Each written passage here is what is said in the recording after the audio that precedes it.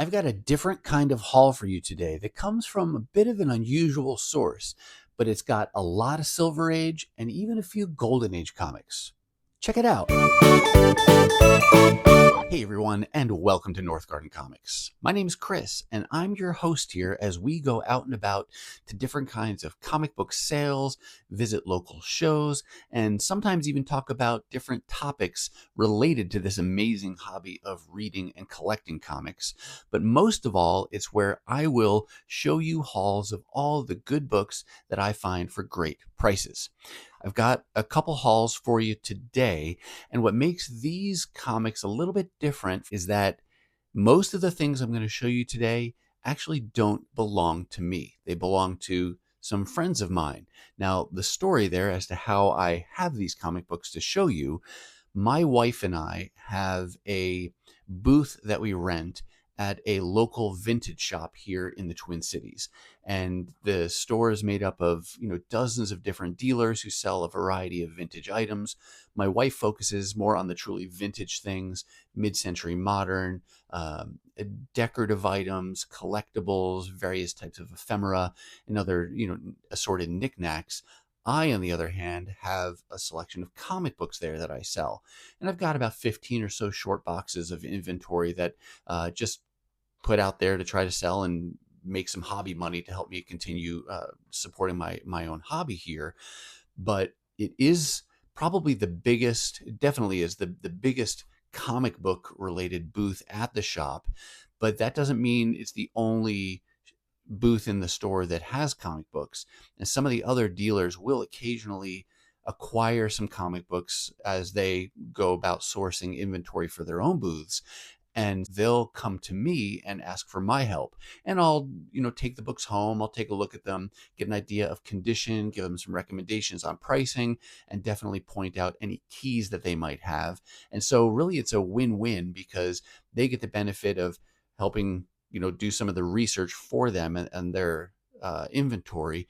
And I get to expand my own comic knowledge because I'll say that most of the things that I get from them are not the kinds of titles and issues that I collect for myself. So it helps me to do some research, dig in, and just expand my own knowledge base of comic books. And it's honestly just really fun for me. So what I've got for you today are actually two different hauls. One is a stack of books that I've got currently that I'm looking over, and I actually need to return them to the dealer today. So it's good that I'm filming this kind of last minute, but getting it done nonetheless.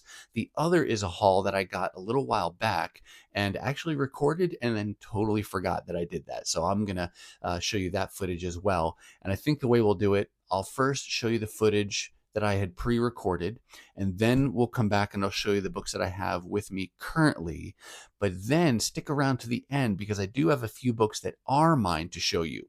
And the connection between all of these is that when I do this for these other dealers, as a way of thank you, sometimes they'll let me pick a book from that lot of books that I've gone over if there's something in there that I want for my collection, and or they might just give me a really good deal if I want to buy something from them. And I've got examples of both of those things to be able to show you, but we'll save those till the end. For now, first let's shift over and I'll show you the first haul of books from another dealer. Starting off here, we've got Action Comics number 314. Definitely a low-grade copy. You can see the cover wrap here on the side with lots of more than even just spine ticks. These are almost full-blown rips on the spine, but still very cool Silver Age Superman comic. I love the quote here. I've lost my Superman powers and gained those of the Flash, but I can't control my speed. I'll freeze to death when I reach outer space. The question I have is, did the Flash have the power of flight? Because he's clearly flying. I would think that's just a Superman power. But if he lost his Superman powers, how's he flying and how's he going to wind up in space? Maybe he's just got enough velocity as the Flash to carry him to outer space. I don't know, but it does make me wonder if that's totally accurate or not. Then we've got a really cool key. Here's Mighty Avengers, or it's Avengers, number 67. This is the first cover appearance of Ultron, and it's a pretty decent grade copy. Just fun to handle books like this that are Silver Age keys, even the ones that are not the most valuable ones. Just fun comic book history to be able to interact with from time to time. We got Batman number 214, so Silver Age Batman, 15 center. I don't know that there's anything key about that. It's just a cool mid-grade copy of an older Batman book. This one's pretty cool. This is Giant Batman Annual number 3, and it's in rough shape. It's a square-bound, thicker annual that was a big whopping 25 cents, but that is a very cool book. Then we've got Captain Marvel number 16, 15 center. This is significant because in this issue, Captain Marvel gets his new costume. I think this is when he goes to, is it red and blue? Let's take a peek, see here. See if we can view that debut of the new costume. There he is in the green and white. Maybe it'll be, let's kind of just flip through this casually here. I wonder why he gets a new costume. Does it get all beat up and then he gets a new one? Oh, there it is. The red and blue with the yellow starburst there. Very cool. Captain Marvel. Very fun.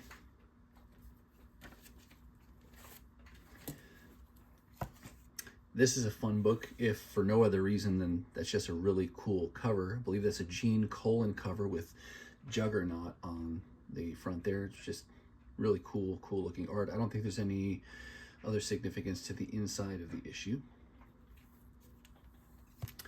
Here's a really beat up copy of Fantastic Four number 132.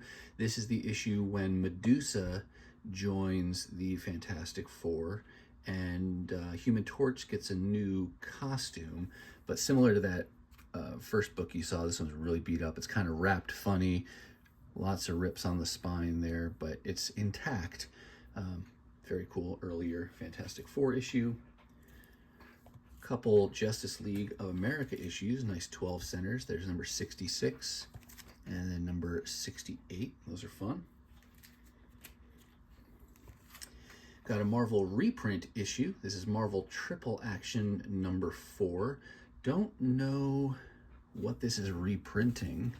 Maybe early appearances of Silver Surfer there, because you got everybody kind of mentioned on the cover. Let's take a peek and see if the opening splash page tells us any information. The Peril and the Power. I don't know, it doesn't seem to say so on there, like what issue this comes from. Those of you who know your history really well probably know it already just by seeing that splash page. I'll look it up and I'll pop a little note down below once I know myself what issue or issues this one reprints.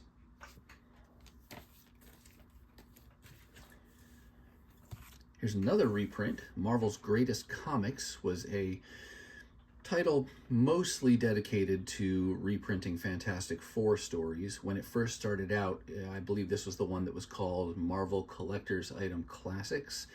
This is definitely a beat up copy. You can see it's got tanning on it, and again, spine ticks galore and rips and a miswrapped cover, and the worst part looks like something got at it and had a little snack in the bottom right hand corner at some point.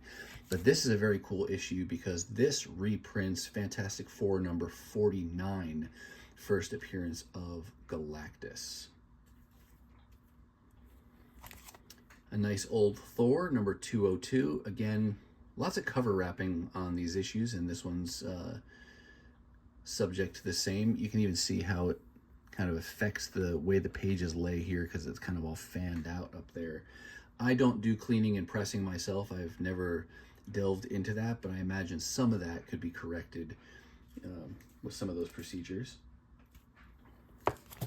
Oops. We have Metal Men number 24.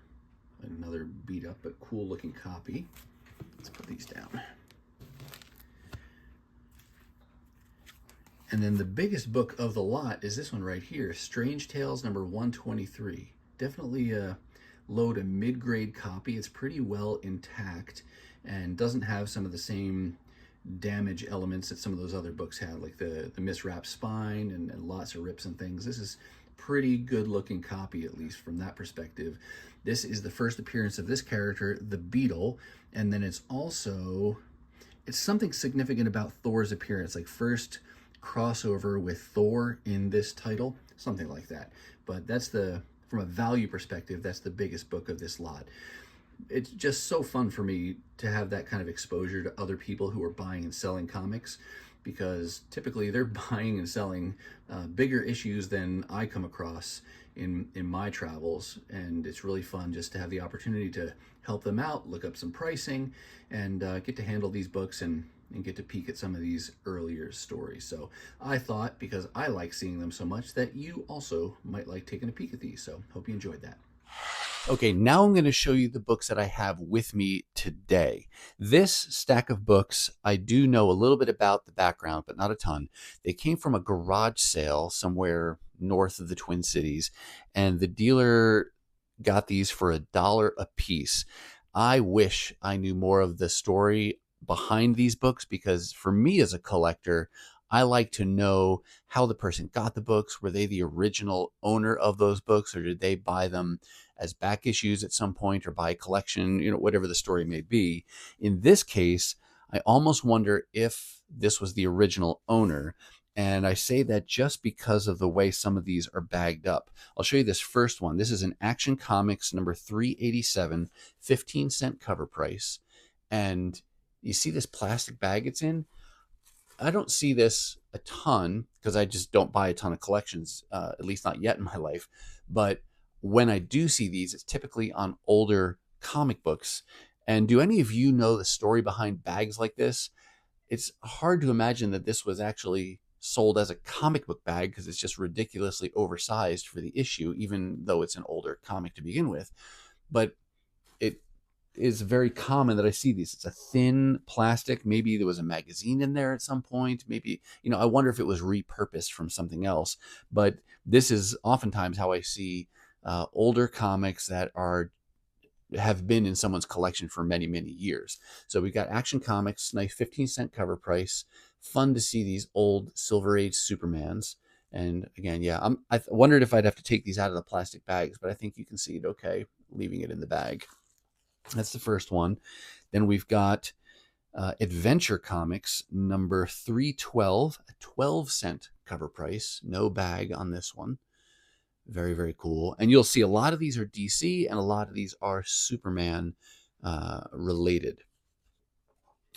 Then we have some actual Superman comics. This is Superman number 179, 12-cent cover price.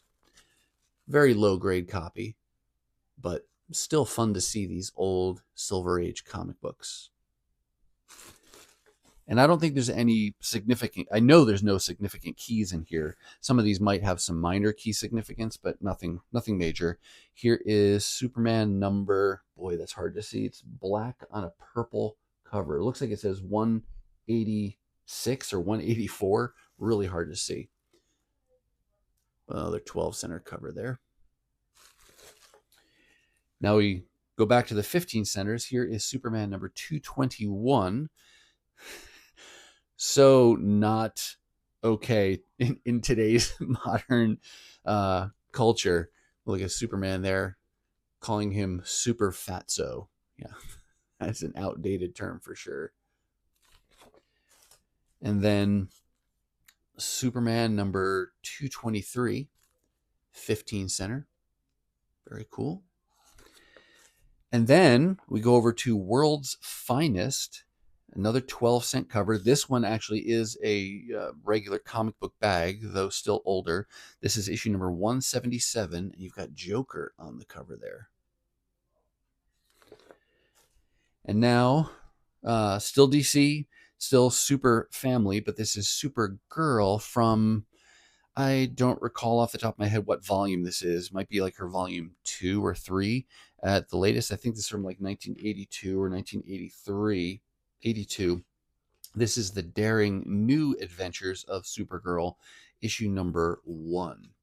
Kind of beat up still, which is a little unfortunate. You'd hope that some of these little bit newer books would be in better condition, but it's not, unfortunately. This is a cool issue also for the fact that it includes the 16-page preview of Masters of the Universe. Let me show you that there.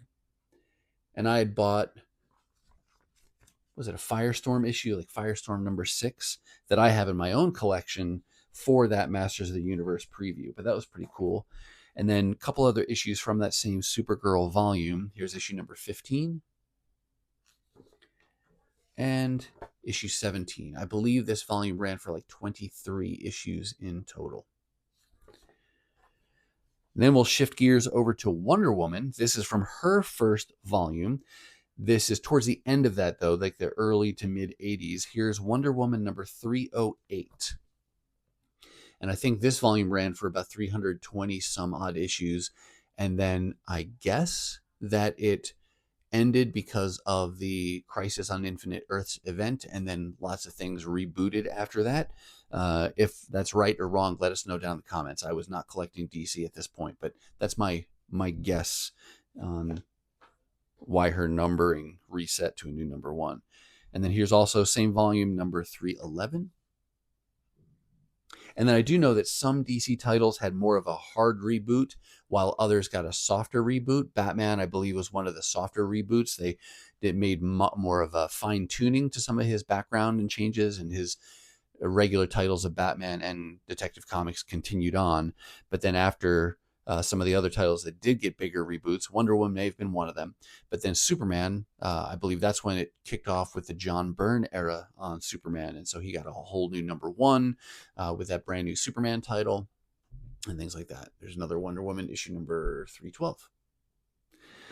And then now we're going to get older again for the last handful of books here. These are really cool. I have never seen these, and I didn't even know that this was a title. This is Hanna-Barbera production, Abbott and Costello, 15 cent. This is issue number 14.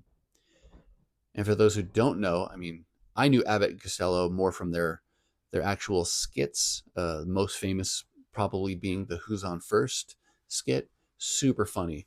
Abbott here was kind of your straight man, and then Costello was more the, I don't know what you call him, maybe not the straight man, but more the actual funny one. But they were both funny, but super funny comedy duo, and they had a comic book as well.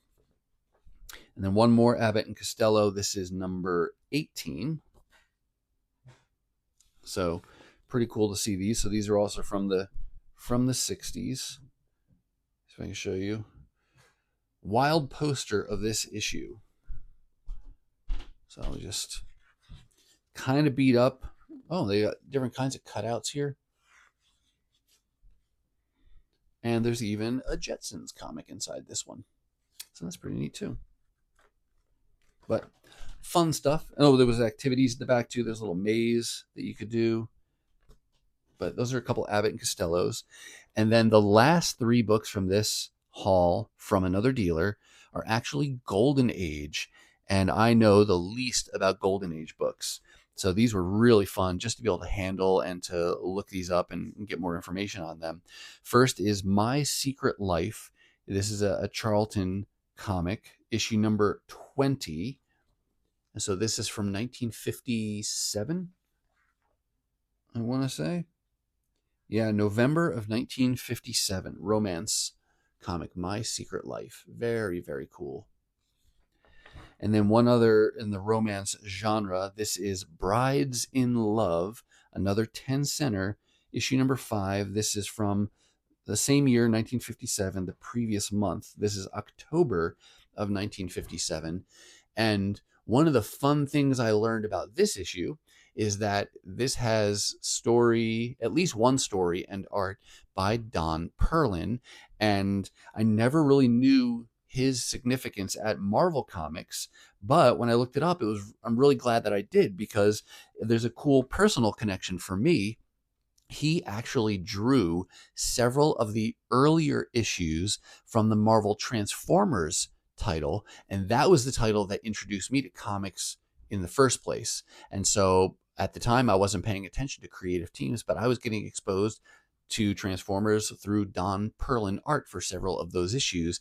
In fact, my very first comic ever that I bought new was Transformers issue number 35, and that was the last issue that Don Perlin penciled on that title. So super fun learning about Don Perlin in that. So he did story and art in at least one of the stories here in Brides in Love.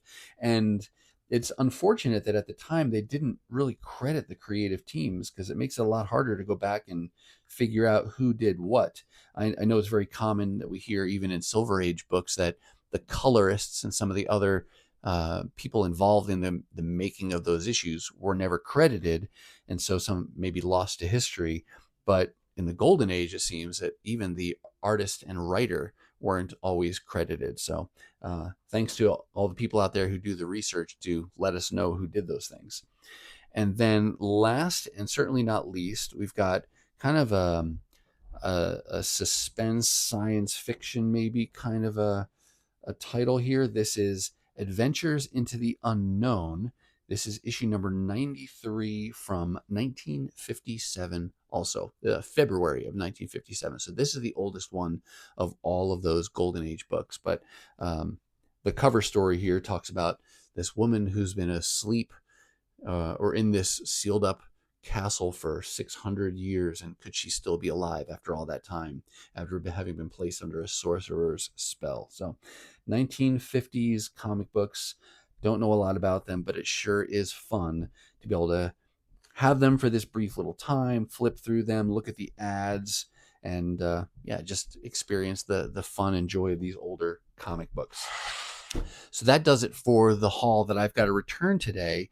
But we're not quite done. If you're still hanging in there, I do have about 5 issues that I want to show you that are mine. And these were some that I have acquired either by being given them for free or by being given a good discount and a good price on them as I've helped out my fellow dealers and in processing their comic books. The first one, it's not a key, but I just love the cover and just love the age of it. This is Special Marvel Edition featuring Thor. I believe this is a reprint series, and this is issue number 2 with a 25-cent cover price. And please forgive the glare. I'll do my best to show you these clearly. I do have these in Mylar now because these are just in my collection. But that was when I got a really good price on. It's in rough shape. A lot of these are pretty well beat up, again, because I think the way the dealers come across these, it's garage sales or estate sales or from personal collections that have been just in storage, like in an attic or somewhere in a box for many, many years. They're not getting their books from people who are buyers and sellers necessarily, or getting them from comic book stores. So it's really kind of cool to be that close to the original owner of these comic books. So that's probably why a lot of these are well loved, because they were people who just loved comic books as kids and weren't ever collectors themselves, for the long term. But there's the first one. A couple others that I did purchase from a dealer are lower numbered Fantastic Four issues, one of my favorite teams. Here is issue number 89 from Fantastic Four. Presents really well in Mylar, but it is a little bit rough around the edges there, but fun to get a nice 15-cent Fantastic Four issue for a really good price. And then issue number 90 as well. Sorry, lots of reflection there. Mylar is pretty, but it doesn't necessarily film really well or take pictures really well. So super cool to get those sub 100 issues of Fantastic Four for a really good deal. And then these next two and the last two that I'm going to show you are ones that I got completely free as a thank you for helping out these dealers. The first one is also a Fantastic Four issue. It's in rougher shape than I would like, but I'm not going to complain when it's being given to me. This is Fantastic Four issue 100. Super fun milestone issue. Nice 15-cent cover price still. And yeah, just a great lower number Fantastic Four. I don't expect I'll ever have a complete collection of the lower numbered Fantastic Fours, but I have gotten lucky a few different times to get some of these issues like 100 and below. So I'll continue to be patient and look for these kind of opportunities and add those to my collection as I am able. But there's a few Fantastic Four issues. And then the last one is another favorite of mine now. This is an X-Men related comic book.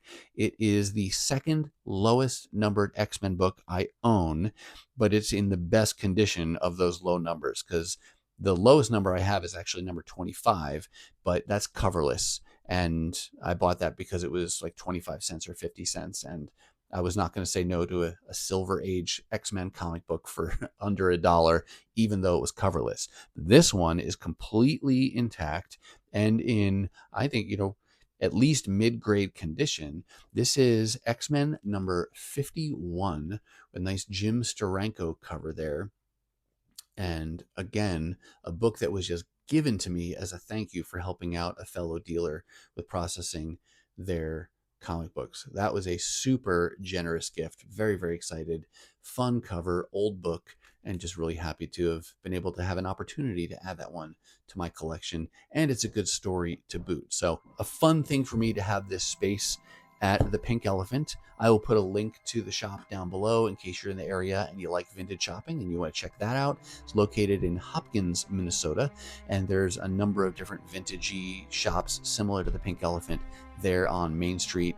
There's also some good restaurants and breweries, and just a good time if you're in the area and want to make a day of it. So with that, I'm going to say that's going to do it for me, and that's going to do it from this haul from the Pink Elephant. If you saw something that you liked, and I hope you did, go ahead and give the video a thumbs up. And if you want to see more content like this, dollar hauls, 50-cent hauls, really anytime I find good books for great prices, then why don't you hit the subscribe and ring the bell for notifications so you'll know the next time I upload a video. Now, if you're not quite ready for the YouTube fun to stop, I have hand-selected a couple videos here for you to check out. As always, thank you so much for watching, and I'll see you next time.